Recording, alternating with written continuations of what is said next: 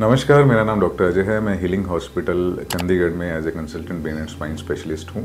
आज जिस टॉपिक पे हम बात करने वाले हैं वो है स्पाइनल स्टेनोसिस, उसके कॉजेज़ एंड उसका ट्रीटमेंट। देखो, स्पाइनल स्टेनोसिस एक ऐसा जो टर्म है जो काफ़ी सर्च किया जाता है, काफ़ी लोग इसके बारे में पूछते हैं बिकॉज एमआरआई में कोई भी स्पाइन का एमआरआई होता है तो उसमें लिखा होता है कि स्पाइनल स्टेनोसिस है, ये वो सारी टर्म, तो लोग ऑनलाइन काफ़ी सर्च करते हैं।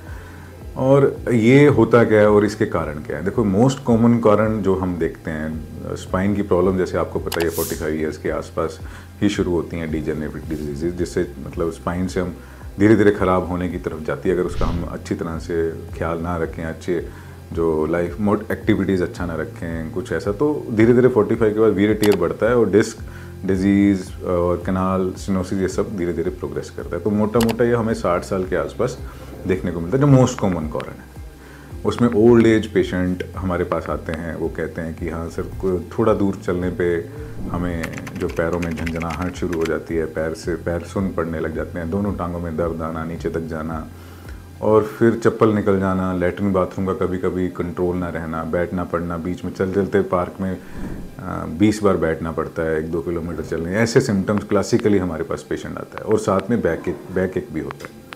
तो ऐसे सिम्टम जब हमारे पास आते हैं, जिसको हम कहते हैं न्यूरोजेनिक क्लॉडिकेशन, की धीरे धीरे जब चलते हैं तो नसें जो रोती हैं और पेशेंट को बैठना पड़ता है, तो हमें मोटा मोटा आइडिया पड़ जाता है कि स्पाइनल कनाल का जो डायमीटर है वो मोटा मोटा इनमें कम होगा, और फिर एमआरआई में वो कन्फर्म हो जाता है।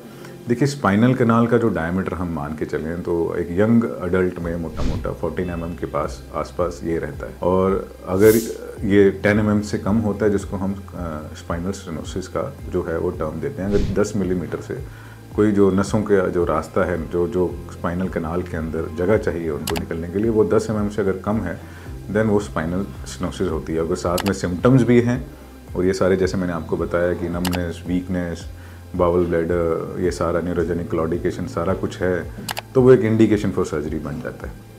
तो ये तो है मोस्ट कॉमन जो हमें ओल्ड डिजेनरेटिव स्पाइन में मिलता है।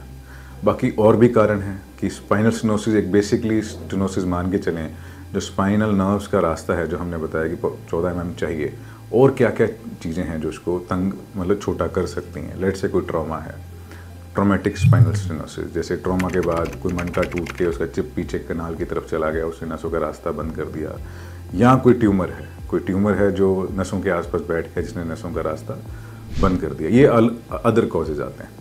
तो ऐसे ही सिंपल डिस्क जो है, एक हर्निएटेड डिस्क भी जो है वो रास्ता बंद कर सकती है। और पीछे से अगर मैं बात करूँ, जॉइंट आर्थ्रोपैथी, लिगामेंटल फ्लेमम आर्थ्रोपैथी, हाइपरट्रॉफी, ये सारी चीज़ें स्पाइनल कनाल का जब रास्ता रोक सकती हैं, और नसों जब कम रास्ते से नसें जा रही होती हैं, उनसे हम काम लेने की कोशिश करें, वो तो रोती हैं, उनके खुद की ब्लड सप्लाई भी जो है वो कॉम्प्रोमाइज़ रहती है, तो इतना काम नहीं कर पाती। जो उनके सोडियम चैनल्स हैं, करंट के चैनल्स हैं, वो कॉम्प्रोमाइज़ होते हैं और वो पेन करती हैं, और धीरे धीरे वो जो नमनेस बढ़ता रहता है, और फिर पेशेंट प्रोग्रेसिव डैमेज की तरफ जाता है। तो इसका जो ट्रीटमेंट देखिए शुरू हो जाता है जब पेशेंट हमारे पास आता है, तो हम उसका एग्जामिनेशन हिस्ट्री लेते हैं, history smoking and all, diabetic, क्योंकि वो भी ये चीज़ें कर सकती हैं, तो वो हमें रूल आउट करना पड़ता है कि हाँ ये तो नहीं है, वो तो नहीं है।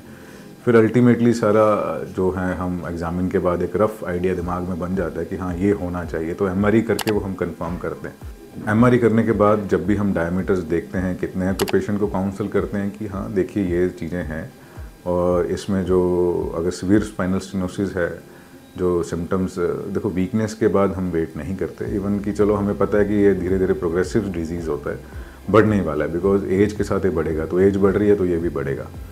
तो हम पेशेंट को एक मोटा मोटा आइडिया दे देते हैं कि अगर सीवियर है तो करवा लीजिए अभी, नहीं तो वी कैन वेट, बट एक धीरे धीरे करना पड़ेगा किसी न किसी टाइम हमें। तो उसमें हम सर्जरी जो इसमें करते हैं वो डिकम्प्रेशन, बेसिकली कनाल का डायमीटर खोलना, जिसमें हम लैमिनेक्टमी कहते हैं। पहले लैमिनेक्टमी होता था, अभी लैमिनोटमी होता है, जो एक लैमिना पूरा नहीं, एक तरफ का, जिस तरफ हम कहते हैं कि ज़्यादा है उस तरफ हम दो लैमिना खोल देते हैं, पर लिगामेंट ऑफ फ्लेवम सारा काट के रास्ता बना देते हैं।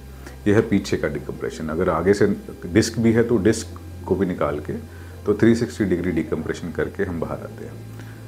तो ये प्रोसीजर है लैमिनेक्टमी, डिसेक्टमी और लिगामेंट फ्लेवम का पूरा निकाल के हम पूरा कैनाल का डायमीटर मोर देन 10 mm बना देते हैं, जिससे पेशेंट अगले दिन हम जब वॉक कराते हैं तो पेशेंट थोड़ा, जैसे पहले 10 मीटर पे बैठता था, थोड़ा लंबा लंबा चल के उसको अच्छा लगे। तो पेशेंट खुद कहते हैं कि हाँ, अब मैं लंबा चल पाता हूँ, अब मैं पार्क में 2-2 किलोमीटर चलता हूँ, बैठना नहीं पड़ता। ये सारी चीज़ें हैं।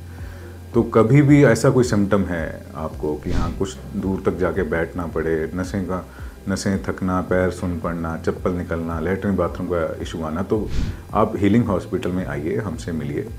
हम पूरा एग्जामिनेशन करके एक पूरा डायग्नोसिस बनाएंगे, एमआरआई वगैरह होगा।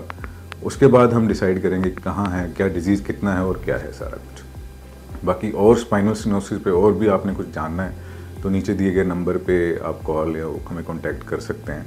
हमारे जो पेशेंट्स हैं, आपने ऑनलाइन भी देखा होगा हमारी वीडियोस में कि वो पैन इंडिया से आते हैं, काफ़ी दूर दूर से आते हैं। इवन जम्मू कश्मीर, यूपी, अपने दिल्ली से, और ये सारी बेल्ट, राजस्थान, गुजरात और इवन साउथ की तरफ से हमने पेशेंट भी ऑपरेट किए हैं जो खुश होकर यहाँ से गए।